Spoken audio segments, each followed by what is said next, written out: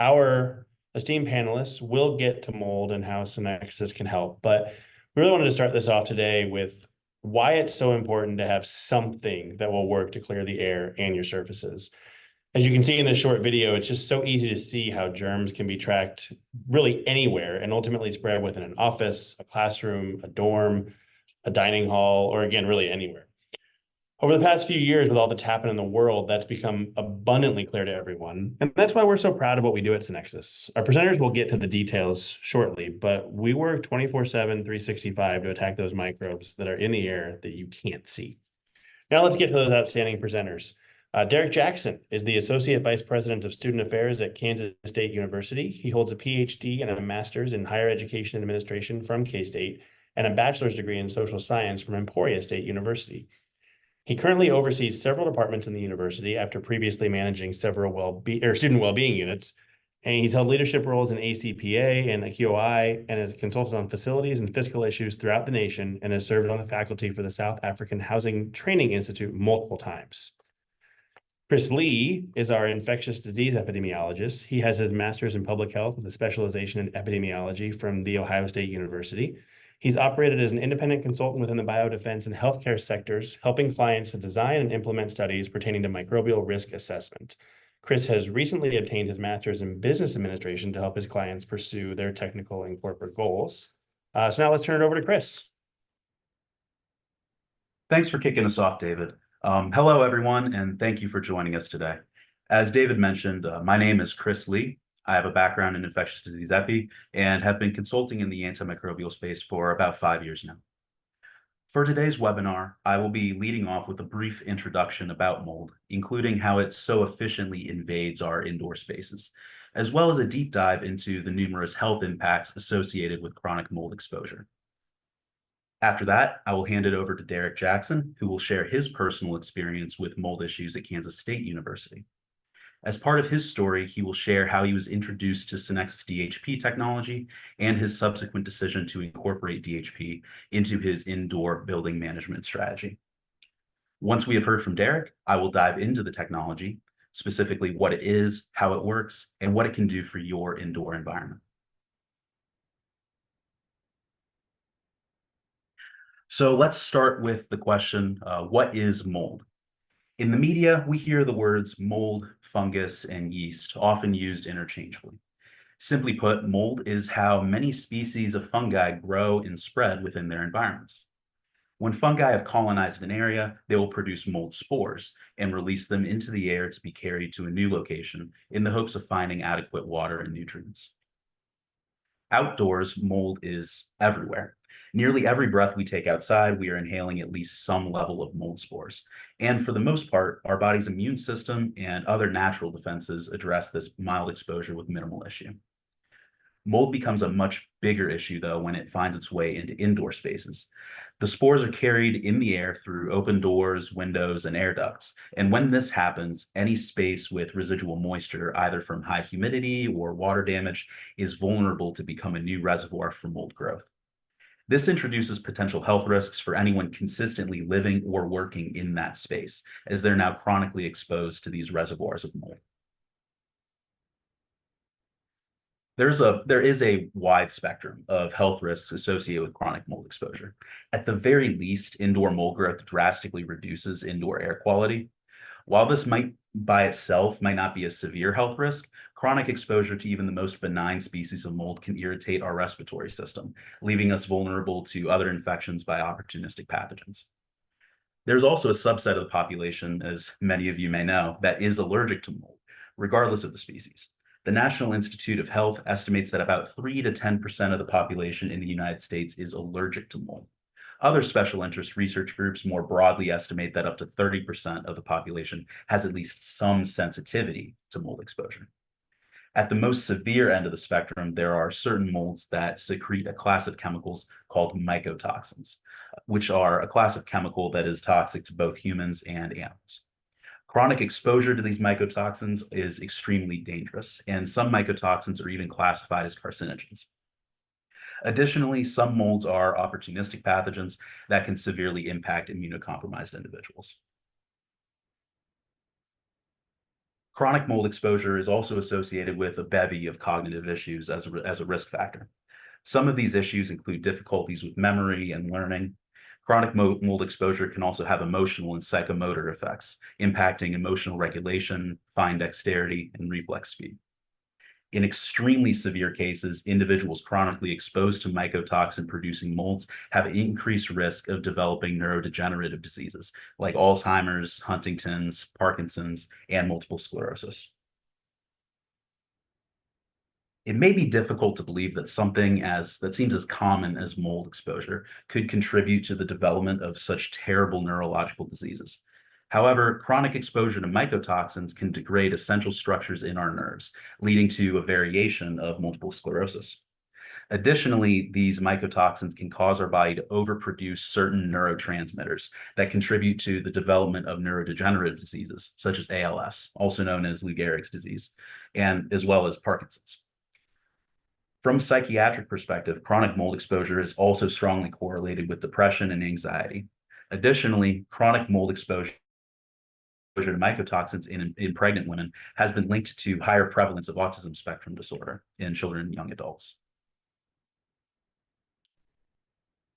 The CDC has several recommendations about how to prevent indoor mold growth, but most of these recommendations are really just limited to reducing the amount of available water that mold would require in order to colonize indoor spaces.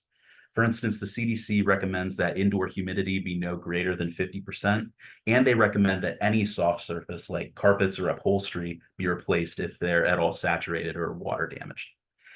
Any water damage in general provides an opportunity for mold growth. So it is imperative to dry any areas of your facility that are damaged by water within the first 24 to 48 hours in order to mitigate any mold growth.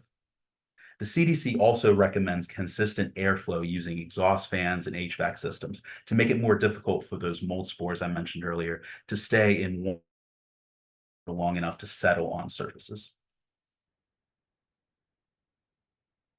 I'm going to hand it over now to Derek, who will share his personal experience with mold exposure, as well as his introduction to the Synexis dry hydrogen peroxide systems. Thank you, Chris. I appreciate that transition and introduction.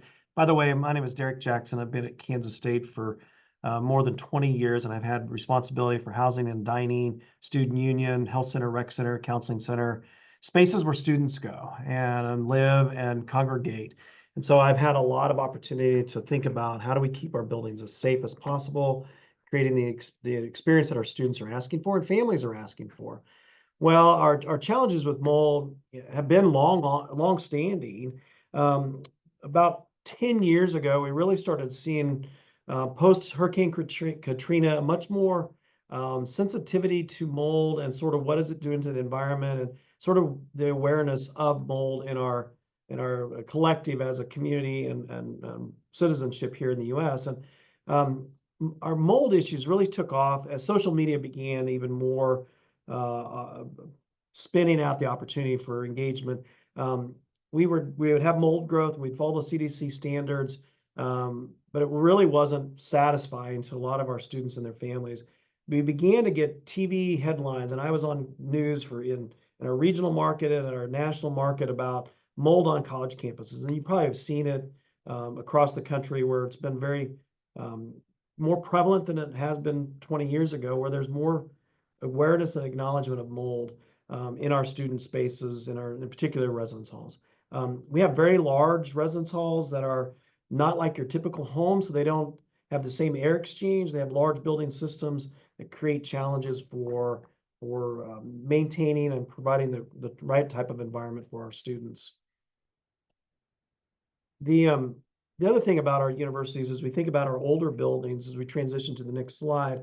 We have these large campuses that have a long history, 100 plus year life. And so we've been living in these buildings with older technology and older infrastructure, which once again, from a facility standpoint, is hard to keep the environment where you'd want it if you had a brand new space in place.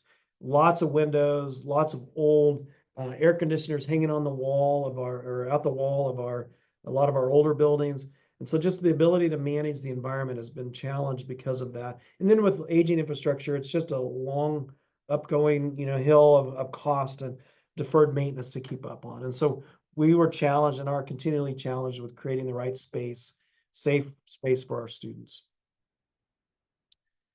The timing on this also coincides with COVID, right? So we have a campus in Italy, and we were bringing students back from Italy based on COVID had spread to Italy, and we were very concerned. And I was working with our doctors that run our health center. And we see about 50,000 students in our health center every year, so very active space.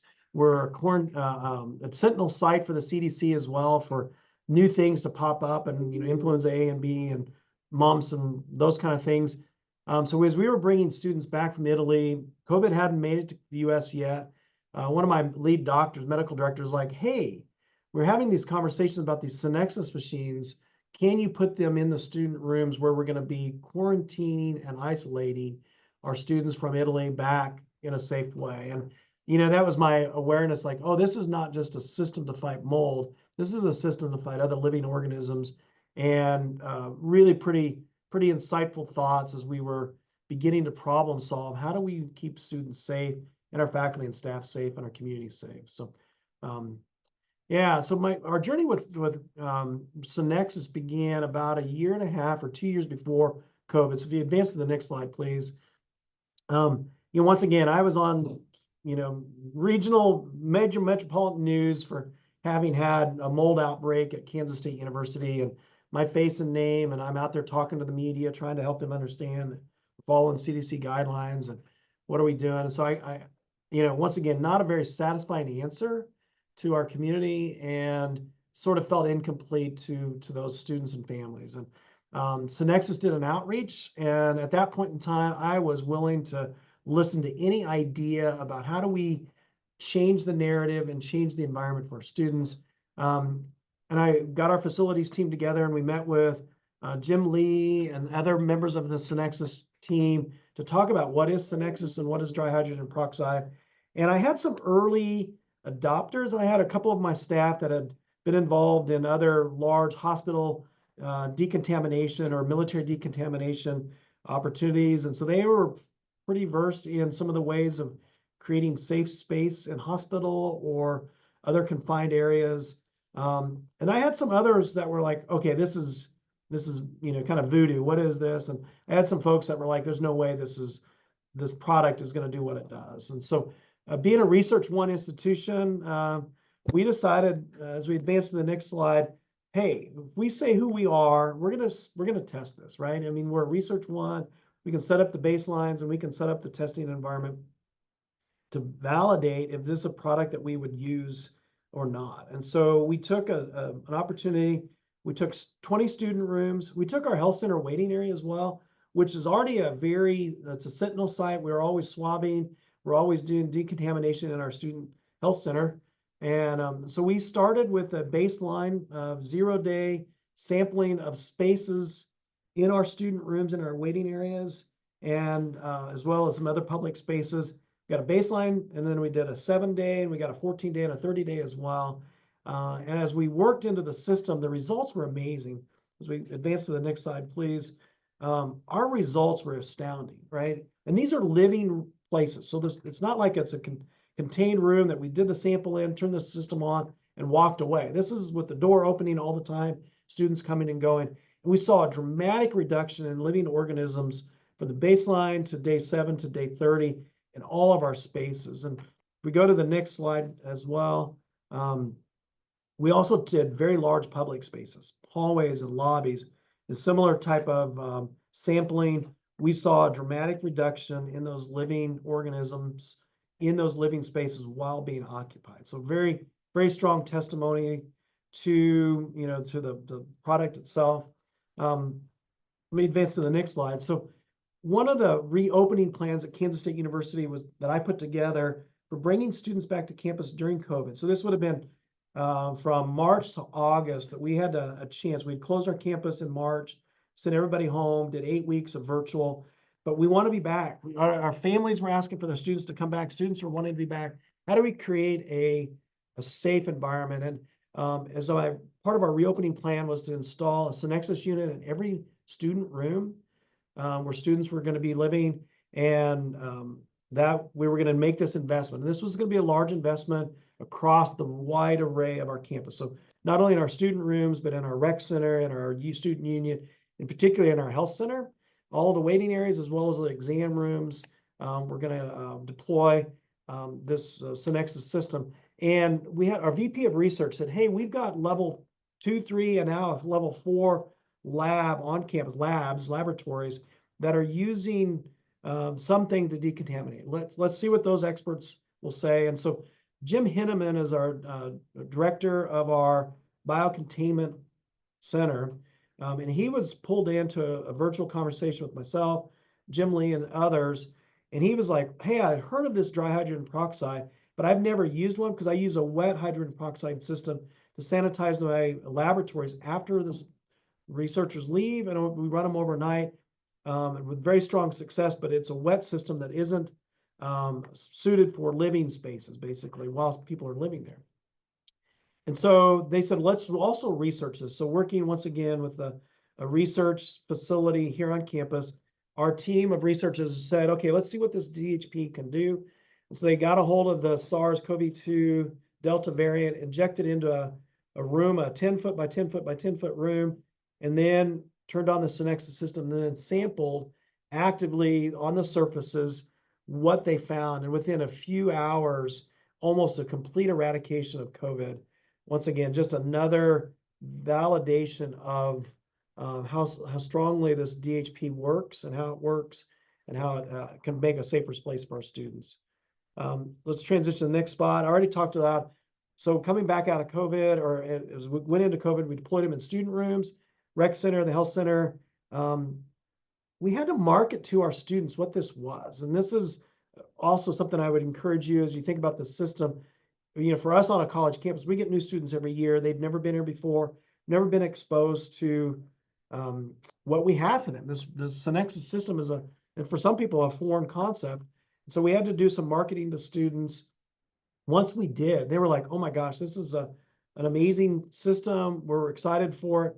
One of the things about COVID too is that because of the CDC standards that we were following with quarantining and isolation. Isolation means we had a sick student, we isolated them. The quarantine student also got separated out over a 14-day period. We watched the interactions between roommates. We have a known COVID student with a roommate, and we had over a 1.5-year time window when we were doing the Sentinels management of this. We had less than 20% cross-infection between roommates, between a known COVID carrier and their roommate, which I thought, once again, a very strong testimony to the environment that we've created with the Synexis system. And so very strong validation. Today, here we are, a few years past COVID, moving on to the next slide, and we're back into this game of fighting mold. And as we've deployed the system throughout our environments, we are back with 0 complaints about mold in our facilities. And it's been really a blessing to have the system and be able to tell our students and families what we're doing to help create a safe space for them and validate it with the performance of the system year over year. Next slide. Yeah, I think this is Chris, is your slide, so jump into it. Thank you so much, Derek, for sharing your story. We'll now dive into exactly what DHP is, as well as how the Synexis units operate. Dry hydrogen peroxide is the true gas form of hydrogen peroxide. The Synexis units utilize the ambient humidity and oxygen within an indoor environment, and then through a photocatalytic process, rearrange those molecules into low levels of dry hydrogen peroxide. The DHP is then emitted throughout the entire space where it encounters pathogens such as bacteria, viruses, and mold. The concentrations of DHP that are emitted by these units are extremely low, allowing the system to be deployed and operated within continuously occupied environments, such as hospital patient rooms, college dormitories, as Derek mentioned, as well as other more general commercial spaces. So I think maybe the slides were a little bit out of order. Derek, let me ask you. So when you were looking at other potential alternatives, could you tell us a little bit about what made Synexis different in your eyes? Well, and as everybody will remember, that was involved in fighting COVID and trying to make a safe place for whether it was their clients or customers or their students that live with them. There was a lot of other options, and in fact, there were some other options here from other K-State researchers that would mitigate COVID, but often the space would not be allowed, you would not be allowed to occupy that space in a pretty quick turn, right? So that typically if you were to inject, some kind of spray or some kind of system to run, you had a several hour window of time when they didn't recommend having people live there. And so as we were working through the options, ultraviolet lights and fogging and, other sanitization levels, we just didn't see the performance on an ongoing basis that was going to make a safe place for our students. The other thing about our Synexis research is that there's been a lot of studies using Synexis in hospital environments, right? A very, very strong, or even other commercial environment experiences as well. Strong testimonial and strong research-driven acknowledgement that this is a safe system. It's a very effective system, mitigates at a high level, and it's always there. And so, we have a lot of student employees, and sometimes your student employees that are cleaning at the rec center, they're wiping down the weights or the benches and barbells and things like that. They don't always get to every one. And so this is a system that continually runs, providing an overarching blanket of care for our safety of our students and faculty and staff. Thank you so much for that, Derek. Next slide, please. So this is just a short animation showing one of the aspects in which we actually see mold in our real lives. So this is looking at fruit that was specifically strawberries that were just kind of left unattended over the course of 122 hours. And as you can see on the left, these were strawberries that were left in an environment without the Synexis system, and you see the rapid growth of this mold. Whereas over on the right were strawberries that were in an environment where the Synexis unit had been deployed. And as you can see, there's some mild dehydration, but there is no actual mold growth on the strawberries themselves. So this just a fun little real-time example showing exactly how Synexis can combat mold within a space. Next slide, please. So to reiterate, Synexis DHP systems operate continuously, 24/7, 365, and they maintain an equilibrium concentration of dry hydrogen peroxide within the environment that addresses microbes and odor-producing volatile organic compounds as soon as they enter the treated space. DHP flows everywhere that the air travels within the treated space, attacking microbes both in the air and on surfaces. The Synexis dry hydrogen peroxide units are also UL 2998 certified, meaning that they produce absolutely zero ozone. Additionally, the units require very little maintenance, only requiring a consumable changeout once every 6 months. Currently, Synexis produces 3 types of DHP units. The original unit, pictured on the left, is called the Blade, which is mounted in the HVAC system at the diffuser level. The unit pictured in the middle is called the Sphere, which can either be placed on a stand or it can be mounted up on a wall. And then the newest unit, pictured on the right, is called the Sentry XL. Similar to the Sphere, this unit can be mounted on the wall or it can stand by itself. This unit is designed for industrial spaces, so much larger areas, but it can also be deployed in larger common areas within your facility. Synexis DHP technology has been deployed across a variety of verticals, demonstrating effective reduction of microbial load across a wide spectrum of applications. As Derek introduced to us, DHP has been deployed in educational environments, including universities, to mitigate the damaging impacts of mold. In healthcare, hospitals deploy dry hydrogen peroxide to lower the microbial load in patients, mitigating risk associated with hospital-acquired infections. National restaurant chains use DHP to reduce odors, mold, and insects within their dining areas. Several professional sports teams use DHP units to improve player availability through cleaner locker rooms and training facilities, even sending DHP units ahead of the team on road trips to be deployed in the away locker rooms. Synexis dry hydrogen peroxide systems act as an immune system for your facility, acting as a point of risk countermeasure to any bacteria, virus, mold, or odors that enter or already exist within your space. For those of you who are interested in scientific research highlighting DHP's efficacy, there are several links included at the very end of the presentation to peer-reviewed publications from the clinical space. Yeah, so thank you for joining us today. I will now hand it back over to David. David? Yes, thanks everybody for joining us today. Thank you to Mr. Jackson and Mr. Lee for their excellent presentation regarding mold and its impact. As you can see on the screen, if you have any questions or would like additional information, you can reach out to Annabelle Van Olden with the email on the screen here, and she'll be more than happy to help you out.